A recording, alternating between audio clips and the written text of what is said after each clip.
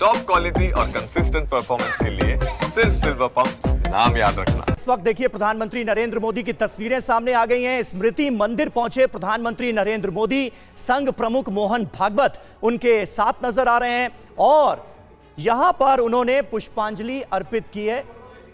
और ये जो समाधि स्थल है ये गुरु गोलवलकर जी का समाधि स्थल इस वक्त हम आपको दिखा रहे हैं। इससे पहले वो हेडगेवार जी का जो समाधि स्थल है स्मृति मंदिर वहां पर गए और उसके बाद संघ के दूसरे सरसंघ चालक, दूसरे आरएसएस प्रमुख गुरु गोलवलकर जी के समाधि स्थल पर वो पहुंचे हैं और वहां पर अंतिम संस्कार हुआ था। जो नीचे जगह दिखा रहे हैं वो अंतिम संस्कार की जगह है। जी जी, जो इससे पहले वाली तस्वीर थी वहीं पर अंतिम संस्कार स्थल था। वो तस्वीरें भी हमने आपको दिखाई।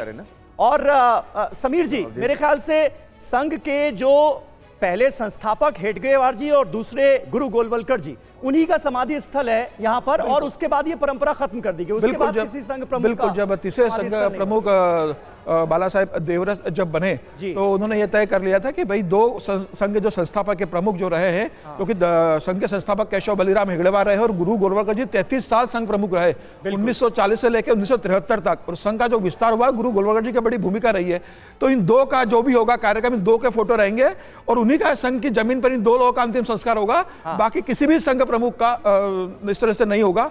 तो उसके बाद से परंपरा चली आ रही है। फिर चाहे बाला साहेब देवरस हो, चाहे फिर रज्जू भैया रहे हो, चाहे सुदर्शन जी रहे हो, सबका एक सामान्य तरीके से सरकार के इसमें अंतिम संस्कार हुआ है और इन दो ही लोगों के स्मृति मंदिर बनाए गए हैं। और इन तस्वीरों को अगर आप हमारे दर्शकों के लिए बयां कर पाए समीर जी। बिल्कुल, सबसे पहले गुरु गोलवलकर जी की यहाँ पर अंतिम संस्कार हुआ था हेगड़ेवार जी का। ये नीचे बना हुआ है, इसके ठीक ऊपर जो मूर्ति बनी है काशी की, इसके ठीक ऊपर बनी हुई है। ये जो मूर्ति है इसके नीचे जहां भी प्रधानमंत्री मोदी दिखा रहे थे वहां अंतिम संस्कार हुआ था। और ये काशी की मूर्ति है जो कोरेगांवकर जी ने और नानाजी दीक्षित ने बनाई है और 1962 में इसका उद्घाटन हुआ था। और उस समय 11 जो संत थे सभी राज्यों के प्रमुख संतों को बुलाया गया था। उस समय शंकराचार्य जी भी आमंत्रित थे लेकिन किसी कारण वो आ नहीं सके थे, तो गुरु गोलवलकर जी ने इसका उद्घाटन किया था। और यहाँ जो गुरु गोलवलकर जी का बना है, यहाँ पर उनके लिखे हुए अंतिम जो पत्र लिखा था उन्होंने, वो पत्र इस पे अंकित थे। इसके ऊपर वो पत्र अंकित है उनकी स्मृति के। तो ये चिन्ह जो हम देख पा रहे हैं वहीं पर ही, हाँ, यहाँ अंतिम संस्कार हुआ था गुरु यहाँ पर हेगड़ेवार जी का। और एकदम इसके ठीक ऊपर एकदम 17 फीट ऊपर गुरु जी की काशी की मूर्ति बनी हुई है हेगड़ेवार जी की। और हेडगेवार जी का जो समाधि स्थल था वो गुरु गोलवलकर जी ने अपने रहते बनवाया और उसके बाद में उनका समाधि स्थल भी यहीं पर बना। समीर जी बिल्कुल। और 20 जब 1940 में हुई तो 1948 में एक कमेटी बनाई गई थी। 8-10 साल कमेटी का काम रहा है। जगह बहुत कम थी, आर्थिक संसाधन नहीं थे। तो जगह जब ये बाद में खरीदी गई वहां पर उसको फिर डेवलप किया गया। पहले तो वो खाली एक ईंट का था। जब अंतिम संस्कार हुआ तो वहां पर ईंट से उसको कवर कर दिया गया था। इस जगह को खाली ईंट से बना दिया गया था।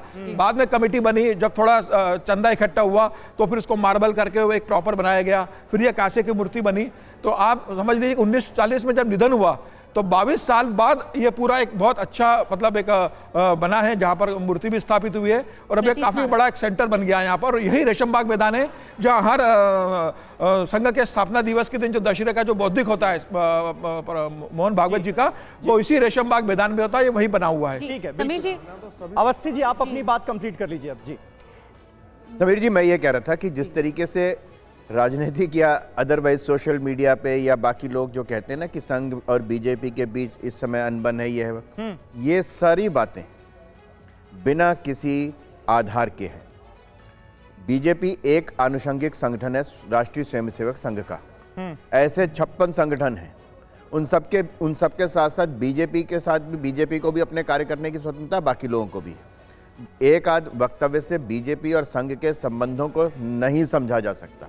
जहां तक प्रधानमंत्री मोदी जी की बात है, मोदी जी स्वयंसेवक रहे हैं, प्रचारक रहे हैं। रेशमबाग जाना, नागपुर जाना, पूरे भारतवर्ष के तमाम जिलों में संघ के स्वयंसेवक के रूप में, अधिकारी के रूप में काम करना ये पहली बार थोड़ा ना आई है। भागवत जी के साथ पता नहीं न जाने कितनी बार साथ बैठे होंगे, मुलाकातें हुई होंगी।